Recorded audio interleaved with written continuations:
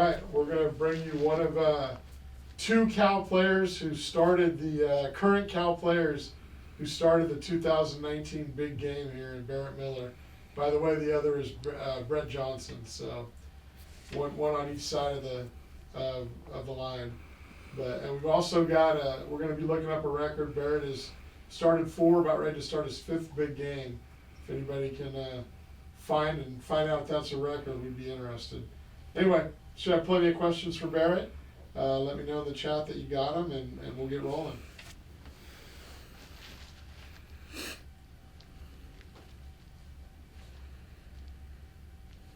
All right. We'll start with Thomas Dunn from Rockford, California. Good afternoon, Barrett. How you doing? Good, how are you? Not too bad, but you've been on both sides now. Go after Saturday. Have been on both sides of the big game. Just what is your understanding of the significance now that you've been on both sides of this rivalry? I think I'm in a very unique situation. It hasn't really hit me yet because I feel like every other game I played, it's like, I have to understand this D-line, I have to watch so much film. But for this one big game, I know exactly who I'm going against. I played 4 years against them in scout team and starting and then played in practice. So I know these guys, and so it's a little weird. I'm like in a juxtaposition where I have so much respect for Stanford, but yet I'm bleeding blue for Cal. So it's a hard thing to be in, but at the same time, I love the big game, either side. I love the rivalry. I love everything about it. I love just the fight between the two teams. And no matter what side I am, I'm excited for this. And knowing you're going against some of your friends, some people that you've been associated with for 4+ years now, does that give you a little extra motivation to go out and prove yourself on a bigger stage? Or is it just something you're like, hey, we're just going out to battle here, just another day at the office? I think I'm more of a person who likes to feel it out, so I'm not sure, but I like to believe that it's just another day at the office. But I think there is a little extra to prove because I think some of the guys across the bay would look at me a little different for leaving. And so I think I might get some different attitudes, maybe even some better looks from some of the guys I played against before. So I think there's a little vendetta I think guys might have against me. So I'm definitely going to treat it like another game. But if I need to, I'll bring my best game too, like I always do. Thank you. Okay, we'll go to Jake Curtis from Cal Sports Report. Yeah. Are you friends with any of the defensive linemen you'll be going against? Yeah, I'm good friends with some of the older guys, like Tobin Phillips, of course. I think he's the oldest one there, leading the D-line now as interior-wise, because I played guard there, so I never got too long with the DNs who are all kind of young bodies, but I definitely know Tobin Phillips, like Zach Bucky, all those guys too. Is that going to be kind of weird? I mean, are you going to be talking to them across the line or anything? I definitely think I'll be talking. I was never a huge talker, even in practice. I think a lot of guys think I'm more of that silent type, so there's not going to be much words flying. I think being there for 4 years, we're all to the grindstone, and so they'll have respect about how much I'm going to put into it too. Okay, we'll go to Maria Koladova. Hi, how are you? I'm good. How are you? Good. I'm just wondering if you can talk a little bit about like the energy this week and how it's been for you now on the Cal team. I know you talked a little bit about this already, and maybe how it's been a little bit different, maybe some of the traditions and stuff like that that surround the game. Yeah, I think the energy is almost on par as Stanford. They're both. I think there's a big, I wouldn't say hatred, but there's a big feeling that comes up. I remember going 4 years ago, or even during that time, like, this is the game that matters. And here's the same thing. I get to the locker room, and it's like a no red policy, no red Gatorade. So it's more serious than it's ever been. And Stanford's just the same way. We're like, no blue, no gold.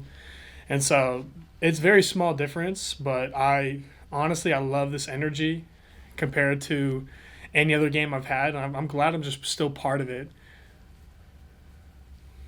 All right, we'll go to Jake Curtis from Cal Sports Report. What are your recollections of the previous 4 big games you played in? Yeah, so I remember I started my freshman year in 2019 when we played at Cal. I think I had a decent game. I actually gave up one of my first big sacks in that game. I overset as a left guard, nice inside move. Other than that, I think I had a pretty solid game. That was my first year. Not too many memories. I still feel Like I was undersized, really just trying to play and earn my spot. And then COVID year, I think was one of the craziest years I've had because Stanford had to leave and go on the road, and so we played Cal at Memorial Stadium, and we had those two crazy blocked kicks. And then after that, the magic kind of died down when we went back to Cal, and actually Cal came to us and beat us at our home stadium. And then the following year, we lost again to Cal. So it's been kind of challenging those last 2 years, but I think 2019 was a big year for me just playing D1 football. The second year, the COVID year, we won, and then the last three, junior year and senior year, I kind of swept underneath the rug. I remember senior year, I probably played my best game as a right tackle, first time playing, but again, we didn't come out with the axe, which is historic. But Okay, we'll go to Matt Moreno from Rivals.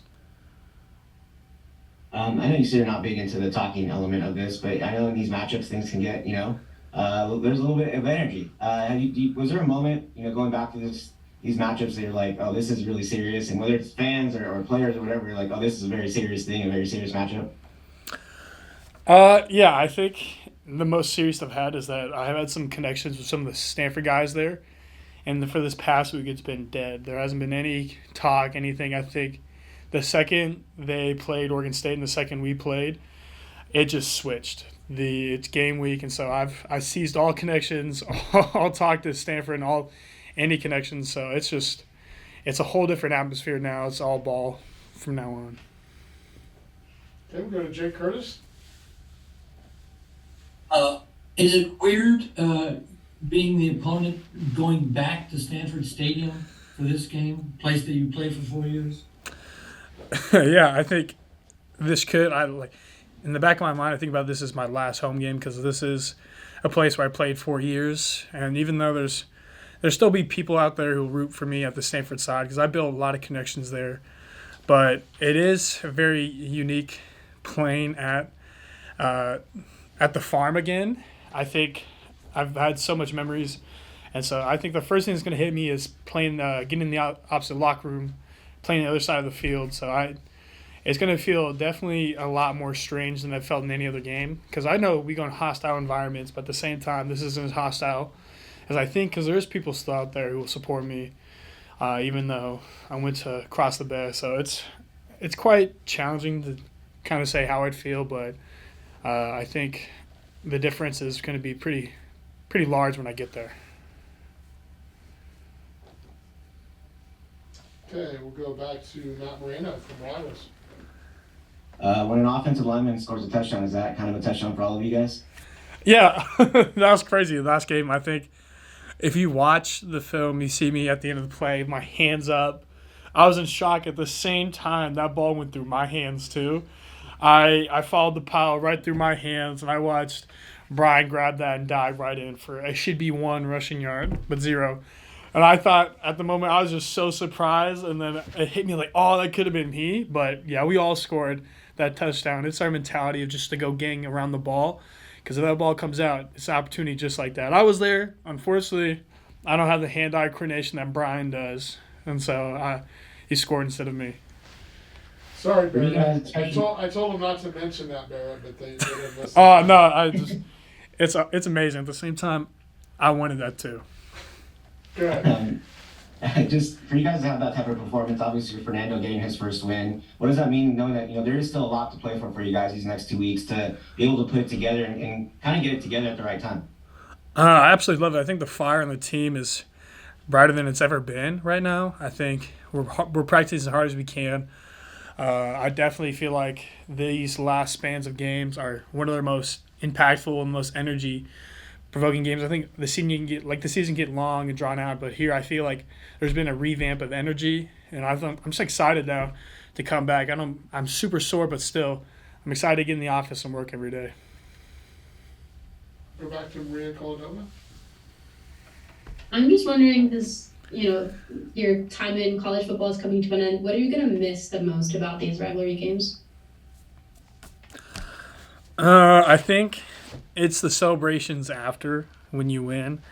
I've only had one of those, but I think the win against any other opponent doesn't feel the same as the big game. So like the win or a loss too, which is the hard part. The loss hurts a lot more than others, but the win feels so much more exhilarating than anything other than that. And I think that's the type of thing I yearn for again. And so I'm glad again to be in the big game, and hopefully I'll be on the winning side. I know I will. That's how confident I am in my team. But that's what I love the most, is that coming to the locker room after, it's just a different feeling. Guys are so excited, so ecstatic, and that's what I miss.